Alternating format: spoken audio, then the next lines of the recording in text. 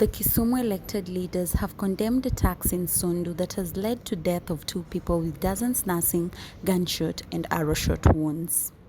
Led by the Governor Nyong'o and Member of Parliament Rosa Buyu, the leaders blamed the government for one-sided response on the conflict and called for fairness by security docket to end the border conflict. Leaders linked the skirmishes to the 1991 and 1992 border conflict between the Luo and the Nandi communities that were alleged to be government-sponsored. The subject matter of addressing you this morning is really the need for peace and security and tranquility in Sondu. Notwithstanding any other thing, we need peace and security. So for the past 2 days, there's been mayhem at Sondu Market and along the Kisumu-Kericho border, which has resulted into deaths, injuries, destruction of property, and displacement of several families. Indeed, at one of our water facilities in Nyakach, families slept overnight because that's the only place they could find safety. I have been in constant contact with the Kisumu County Security and Administration officers to ensure there is peace and security in Sondu. The affected areas, however, remain tense as more families, especially in the Kisumu side, flee their homes. A large number of livestock have been forcefully taken from their owners on our side.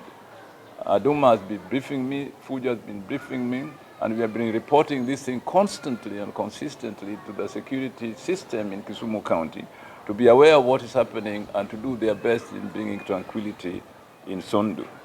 Economic activities in the usually bustling Sondu market has been severely affected, and many families are now starving as the security situation continues to deteriorate. As leaders from Kisumu County and Siasia, my ministers and members of parliament, we wish to condemn the skirmishes in the strongest terms possible and state as follows. 1, we protest at the conduct of the police deployed to quell the skirmishes. We have received reports on their partisan behavior and witnessed them standing by and perturbed that youths armed with arrows and other crude weapons from the Kericho side march into Sondu Market to attack traders. We expected the police to have blocked, disarmed, and arrested these people. This was very clear in the social media images we received. And I think it was very disturbing. And that's when I talked to my county commissioner and said, look, we don't want to issue ultimata, but we like these security forces on both sides to bring sanity to the situation. Secondly, the national government must move with speed to deploy neutral police officers to investigate what sparked off the flare-ups and protect residents from both sides. 3, as we investigate the real cause of these conflicts and that have claimed lives, and for the sake of peace and good neighborliness, we appeal for calm and immediate ceasefire in the area. And 4th and finally, we call on leaders from the Kericho side to show leadership and ask their people to lay down arms and allow structured discussions to address the reasons behind the conflict, as we ourselves have appealed to our people, notwithstanding the fact that most of them have suffered. We said the philosophy of tit for tat may not help here, but we need understanding from both sides to stop this senseless killing of people and displacement from people from their homes and stealing their property. It is not helping the image of this nation. It is not helping the image of this region. Kericho and us belong to the Lake Region Economic Bloc, and I think there should be solidarity among ourselves to bring this thing to an end. I thank you. First of all, I'd like to declare that I'm a member of the Security Committee in the National Assembly. Honorable Aduma is also a member of the Security Committee in the National Assembly. Honorable Kaluma is also a member of the Security Committee in the National Assembly. And I want to say that as a member of that committee, I am highly disappointed with what is going on. This morning, I had a chat with the PS of Internal Security, and he assured me and told me that he's encouraged talks between the administration and security forces between the two regions. But I want to say that it is just not talks that we are looking for. It's not only talks that's going to stop the deaths that are occurring in these skirmishes. We need action.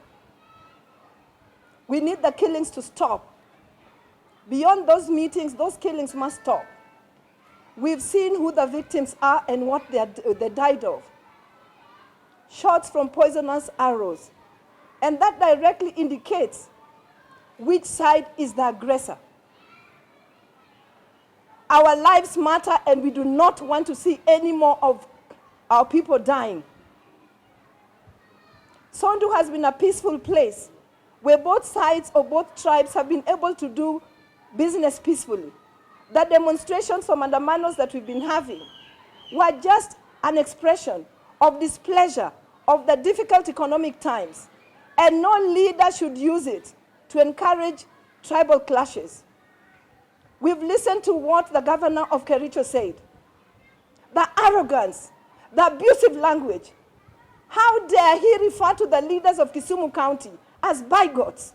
We are not bigots. We are a responsible leadership. And that's why, despite the fact that it's our people who are dying, we are still appealing for calm, like the governor said. We are still reaching out to our people and asking them to be calm, despite the fact that we are the ones who are dying. That sort of arrogance will not quell the skirmishes that are now taking place. This morning we have one person dead again of shootings from the poisonous arrows. As the governor has said, we are angry. But despite the fact that we are angry, we are talking to our people to maintain peace. The political class of Kericho County must also talk to their people to maintain that peace and not use abusive and arrogant language. If you think you can push us to the wall, we will get to a point where we will also be tired of standing against that wall. Because we want our people alive and not dead. What's happening in Sondu is not acceptable. We've lived peacefully and coexisted as two communities. The incitement we are getting from the Nandi or from the Kalenjin side is not acceptable. And we, as the community of Kisumu County, we, as the elected leaders of Kisumu County, we will not sit and watch our people being harmed, our people being injured, and our people being killed, and we keep watching. It is going to reach a time when we say enough is enough, and that time is not far. So we cannot sit back. And silent does not mean weakness. And I can say it categorically, add my voice to the loudest voice, that enough is enough. We are not going to sit and watch. Thank you.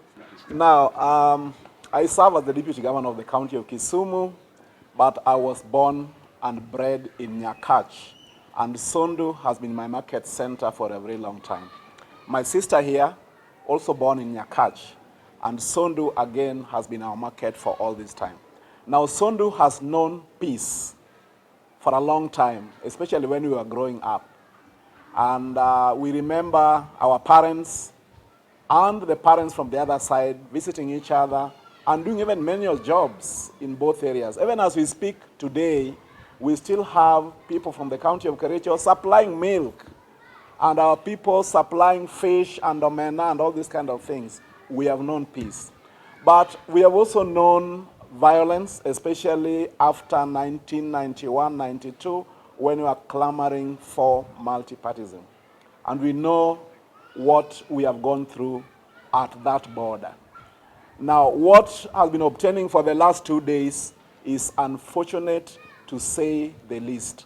The governor has been very categorical that there is evidence on video of aggression from the other side, presided over by a group in the glare of the security forces. Now, as a person coming from that area, I know that the security are dealing and governor is dealing already.